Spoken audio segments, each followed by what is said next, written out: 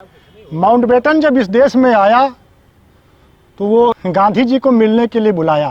बिहार में गांधी जी उस समय जहाँ दंगा हुआ था, जहाँ मार काट हुई थी, वहाँ पर वो काम कर रहे थे। पहले नोआखली में गए थे जहाँ दंगा हुआ था, जहाँ हिंदू मारे गए थे, तो वहाँ काम कर रहे थे। फिर बिहार में आए, तो जब वो मिलने बिहार में ट्रेन से जा रहे थे दिल्ली, तो वहाँ पे रास्ते में कोई इनकी घड़ी चुरा लिया। जब वहाँ गए गांधी जी माउंटबेटन से मिले तो दुखी थे, क्योंकि घड़ी चोरी कर लिया इनकी। तो माउंटबेटन ने क्या कहा, क्या महात्मा जी कोई हमसे भूल हो गई? गांधी जी ने कहा नहीं, आपसे कोई भूल नहीं हुई है, रास्ते में किसी ने हमारी घड़ी चोरी कर ली। तो माउंटबेटन को एहसास हुआ, गांधी जी की आंखों में आंसू आ गए थे जब वो ये बता रहे थे। तो माउंटबेटन को एहसास हुआ इनकी घड़ी नहीं चोरी हुई है, इनके जो मूल्य थे देश में, जो इनके सिद्धांत से उसने चोरी कर लिया। 6 महीने के बाद एक आदमी गया, बिरला भवन में गया और कहा हमको गांधी जी से मिलना है। जो उनके सचिव थे वो पूछे कि आखिर में क्यों मिलना चाह रहे हो? तो कहा नहीं, ये बात तो हम और किसी को न बता पाए, हम ये बात गांधी जी को ही बताएंगे। गांधी जी से उसको मिलवाया गया, तो वो जो चोरी किया था घड़ी निकाल के गांधी जी को दिया। गांधी जी बड़े खुश हुए और कहे हमारा खर्चीला बेटा है, ये घड़ी चोरा करके काम चला रहा है। तो आप समझिए, चोर गांधी जी की जो घड़ी चोराया, बिहार में जो चोरी हुई थी ट्रेन में घड़ी की, वो ले जा करके गांधी जी को दे दिया। ये मजबूरी का नाम गांधी है। चोर मजबूर हो गया, चोर नहीं हजम कर पाया। और लोगों की तो बात आप सोचिए, गांधी की नैतिक बल था, मॉरल वैल्यू था, उसको कोई व्यक्ति हजम नहीं कर पाया, उनको दुख दर्द दे करके। आप समझिए, गांधी जी पेंसिल का प्रयोग जब तक वो पकड़ सकते थे तब तक करते थे। लोगों ने पूछा इतनी मेहनत क्यों करते हैं, इसको पकड़ पकड़ के लिखते हैं आप? गांधी जी ने कहा अगर हम पेंसिल फेंक देंगे, ये पेंसिल कोई हमारे जैसा ही आदमी इसको बनाया हुआ है, फेंक देने का मतलब उसके श्रम का अपमान कर रहे हैं। गांधी जी आप समझिए, छोटी छोटी चीज़ों का जिसमें गांधी जी को लोग गाली देते थे, उसका भी वो प्रयोग करते थे, उस लिफाफे का प्रयोग करते थे। तो गांधी जी लोगों के साथ इस तरह से जुड़ गए थे, ऐसे जुड़े हुए थे कि उनके एक एक चीज का महत्व समझते थे। और आप समझिए, बिरला जी का एक प्रसंग बताऊं मैं आपको। बिरला जी को विश्वास ही नहीं होता था गांधी जैसा कोई आदमी भी हो सकता है इस संसार में। बिरला जी गांधी को देख करके चमत्कृत रहते थे, उनको ये विश्वास ही नहीं होता था इस टाइप का गांधी जैसा कोई आदमी भी हो सकता है। वो जो उनको दैव पुरुष टाइप समझते थे, उनको ब्लैंक चेक दिए रहते थे कि लो जो पैसा खर्च करे खोई करे, ब्लैंक चेक दिए रहते थे। ये भी कहते थे गांधी जी से कोई एक हिसाब ना बनाइएगा, लेकिन गांधी जी उसका हिसाब बनाते थे। बिरला जी जब मिलते थे तो उनको वो देते थे, बिरला जी बिना पढ़े उसको फाड़ के फेंक देते थे। इस लेवल का विश्वास था गांधी जी पर। होनहार बिरवान के होत चिकने पात, जो लागू होता है वो गांधी पर ही लागू होता है। सत्यवादी हरिश्चंद्र की कथा सब लोगों ने पढ़ी है, सबने पढ़ी है, लेकिन सत्यवादी हरिश्चंद्र की कथा पढ़ करके सत्य बोलना कौन सीखा? कौन सत्यवादी बना? गांधी ही तो बने। गांधी ने हरिश्चंद्र की कथा पढ़ करके ये कहा कि क्यों नहीं सब लोग ऐसे ही सत्य बोलते हैं।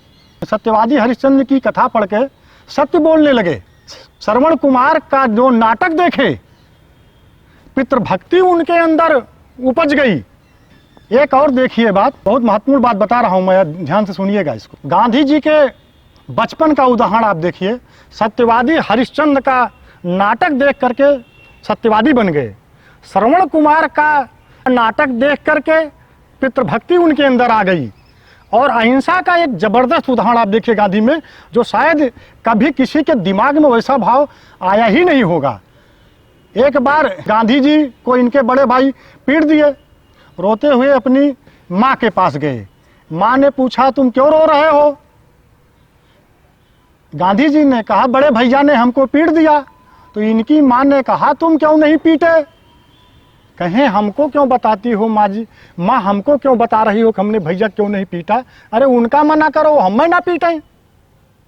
तो आप समझिए आज तक तो हमारे भी इतनी उम्र हो गई, ये भाव ही नहीं आया कि हम क्यों कही हुआ हमें न पीटे। बच्चों में होनहार बिरवान के होत चिकने पात जो लागू होता है वो गांधी पर ही लागू होता है। और सुनिए, इनके विद्यालय में इंस्पेक्टर आ गए, इमला बोले तो 5 शब्द बोले थे, गांधी जी का एक शब्द गलत हो रहा था। टीचर ने पीछे से इनको इशारा किया पैर से कि सामने वाले की नकल कर लो। गांधी जी नहीं किए नकल। बाद में टीचर ने कहा हम तो कर रहे थे इशारा, नकल कर लो। तो गांधी जी ने कहा ये तो हमारे मन में भाव ही नहीं आ सकता, टीचर तो बने हैं नकल रोकने के लिए, टीचर नकल कराने के लिए है ही नहीं। तो आप सोचिए कि किसके अंदर ये सब भाव आया। किसी के अंदर भाव आया। एक बार टीचर ने इनके ऊपर जुर्माना लगा दिया, देर से गए स्कूल में। गांधी जी ने कहा अपना दिया सफाई कि विलंब से हम क्यों आए हैं, लेकिन अध्यापक को इस बात का विश्वास नहीं हुआ। गांधी जी को ये दुख नहीं हुआ जुर्माना लगाया। गांधी जी ने ये कहा कि मेरे ऊपर विश्वास नहीं किया गया, इस बात का दर्द है। तो गांधी जी में होनहार बिरवान के होत जो टिकने पात है वो गांधी जी में पाया जाता है और लोगों में ना पाया जाता। हम तो हरिश्चंद्र के नाटक देख करके पितक सेवा न की। हम सत्यवादी हरिश्चंद्र का बहुत बार नाटक देखे, नहीं विचार नहीं आए, सब लोग करे। ये गांधी में ही तो विचार आया। तो गांधी जी इस लेवल के आदमी थे। एक बार गोखले जी ट्रेन पे छोड़ने जा रहे थे। गांधी जी कहिन आप काहे कष्ट करत हो, आप रहो हम चले जावे। कहिन नहीं तुम फर्स्ट क्लास के डिब्बे में अगर जाते, प्रथम श्रेणी वाले में, तो छोड़ने हम न जाते। तुम तीसरे दर्जे में जा रहे हो इसलिए हम तुमको छोड़ने हम चलेंगे। तो इस लेवल का भाव आप देख। साबरमती आश्रम गांधी ने क्यों चुना, उसके पीछे का तर्क आप देखिए। साबरमती जो आश्रम था, जब गांधी जी देश में आए थे हुआ कि आश्रम आप कहाँ बनाएंगे। कोचरब में पहले बनाए थे, फिर हुआ साबरमती में बनाना है। तो वहां जब वो देखे, जब गए घूम के देखे तो बगल में जेल थी, थोड़ी दूर पे शमशान था। तो गांधी जी कहे आश्रम के लिए जगह यही ठीक हुआ, जब तक सत्याग्रही रहेंगे जेल में रहेंगे, लास्ट में शमशान में जाएंगे। इस लेवल के गांधी जी भाव थे। गांधी जी ने कहा इस संसार में मेरा कोई दुश्मन नहीं है। कौन कह सकता है मेरा दुश्मन नहीं है। जो गांधी जी को मारते थे, पीटते थे, गांधी जी उनके प्रति भी प्रेम करते थे। एक कहावत जो है, अपने दुश्मनों से भी प्रेम करो, पाप से घृणा करो, पापी से प्रेम करो। ये किस पर लागू होता है? गांधी पर ही लागू होता है। साउथ अफ्रीका में एक बार सड़क पर ये घूम रहे थे, टहल रहे थे सुबह सुबह। पुलिस के अफसर के यहाँ ड्यूटी चेंज हुई थी, वो आया 2-3 थप्पड़ इनको मार दिया।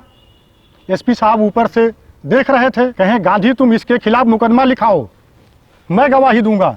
गांधी ने कहा अपने ऊपर हुए जुर्म के खिलाफ मुझे मुकदमा करना ही नहीं है। मीर आलम नाम का एक आदमी गांधी जी को एक बार लाठी पीट दिया साउथ अफ्रीका में। आप समझिए भाव देखिए गांधी का मारल बैलू आप देखिए। आप सोचिए उस आदमी ने इनको लाठी पीट दिया, बेहोश हो गए, ये मूर्छित हो गए। उठा के वहां से गए कहीं, जैसे ही इनको होश आया गांधी जी ने कहा मीर आलम कहाँ है। लोगों ने कहा पुलिस पकड़ी हुई है। उन्होंने कहा पहले उसको छोड़ दीजिए। उन्होंने लिख के दिया कि मुझे उससे कोई शिकायत नहीं है, कोई मुकदमा नहीं करना है। इस लेवल के गांधी थे। गांधी कोई सामान्य मानव नहीं थे। साउथ अफ्रीका में जब गए थे, जिंदगी में एक बार रिक्शा पे बैठे थे। रिक्शा पर गांधी जी नहीं बैठते, तो ये मानते थे कोई आदमी खींच रहा है। जिंदगी में एक बार रिक्शा पे बैठे और पिट गए। अरे किसी तरीके से इनकी जान बची। सरकार ने कहा FIR लिखाओ। गांधी ने कहा अपने ऊपर हुए जुर्म के खिलाफ मुझे कहीं नहीं लड़ना। कौन मिलेगा ऐसा आदमी। सरकार ने कहा लिख के दो, गांधी जी ने लिख के दे दिया। इनका कोई दोष नहीं है जो हमको पीटे, भड़काने वालों का दोष है। तो इस लेवल के गांधी जी थे। गांधी जी एक बार बीमा करा लिए। आप देखिएगा, एक बार बीमा करा लिए गांधी जी, एक किस्त दे दिए। फिर इनको एहसास हुआ ये तो हम डर गए, हमको राम पर ईश्वर पर विश्वास ही नहीं रह गया। उन्होंने बीमा वाले को बुला के बीमा की पॉलिसी ही कैंसिल करा दिए। गांधी जी साउथ अफ्रीका में सत्याग्रह में जब जेल में बंद हुए, जेलर रोज इनको पीटता था। आप एक बेहतरीन उदाहरण देखिए, आप देखेंगे कि गांधी किस लेवल के आदमी थे। गांधी जी साउथ अफ्रीका में जेल में बंद थे, सत्याग्रहियों को जेलर रोज पीटता था, तो ये लोग कुछ बोलते नहीं थे। फिर उसने गांधी जी को निकाला और गया एक अंधेरे कोठरी में बंद कर दिया, और उनको ना जहाँ धूप जाती थी ना हवा जाती थी। गांधी जी उसी में बंद रहे। कुछ दिन के बाद जेलर ने गांधी जी को निकाला वहाँ से और कहा, गांधी तुम इसी अंधेरे में तो मर जाओगे। गांधी ने कहा, हमको तो मरना ही मरना है, चाहे अंधेरे में मरी चाहे उजाले में मरी, आप आराम से सुख से रहो। उसको तुरंत एहसास हुआ, ईसाई था, उसको लगा कि लोगों ने ईसा मसीह को ऐसे ही मारा होगा, तो उसे तुरंत गांधी जी में ईसा मसीह नज़र आया और वही जेलर बदल गया। इतिहास की पहली घटना है किसी जेलर को किसी अपने कैदी में ईसा मसीह नज़र आए हों। जेलर को कभी ईसा मसीह नज़र आए किसी व्यक्ति में, ऐसा कोई इतिहास में उदाहरण सुना गया? और आप देखिए, स्वतंत्रता आंदोलन में जब गांधी जी आए, इससे पहले जितने लोग पकड़े जाते थे सब लोग अपना बचाव करते थे। सिर्फ गांधी ही एक ऐसे आदमी थे जो अदालतों में खड़े होकर के कहें, जो सजा देनी हो दो, और कड़ी से कड़ी सजा दो। एक बार तो यह संकट आ गया, जज ने कहा आपके खिलाफ कोई गवाही नहीं है, कैसे सजा हम दें? गांधी जी ने अपने आदमी से 2-3 लोग पकड़ के आए थे, आपस में एक दूसरे के खिलाफ गवाही दिए और जेल गए। यही मजबूरी है कि यही मजबूती है। आप समझिए, साउथ अफ्रीका में एक बार एक पादरी आया, कहा गांधी जी तो ईसाई बनी जाएंगे आज। इसी उम्मीद में आया था।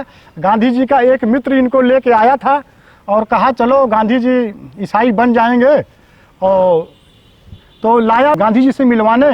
गांधी जी ने कहा चलो टहलने हम चल रहे हैं, साथ साथ चलो। साथ साथ टहलते हुए गया गांधी जी के साथ और कहा, अब मैं तुम्हें ईसाई नहीं बनाऊंगा, तुम्हें नहीं बल्कि किसी को नहीं बनाऊंगा। अब तुमने बताया तब मैं समझा ईसा मसीह क्या थे, इसके पहले तो मैं जान ही नहीं पाया था। अब किसी को ईसाई नहीं बनाना है। वो मजबूर हो गया, थोड़ी ही देर में रास्ता टहलते टहलते गांधी जी से चेंज हो गया। कहा ईसा मसीह को अब मैं समझा, अब मैं ना तो तुम्हें ईसाई बनाऊंगा ना किसी को बनाऊंगा, और तू बताया तो मैं समझा। तो पादरी तब समझ पाया। साउथ अफ्रीका में एक बार टहल रहे थे, एक महिला ने कहा, गांधी जी आपकी ताकत से सरकार नहीं हारती है,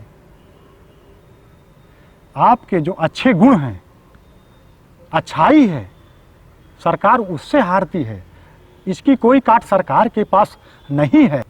तो गांधी जी की जो अच्छाई थी, जो नैतिकता थी, उससे कोई नहीं पार पाता था, और वो विश्व के महानतम लोगों जैसी थी।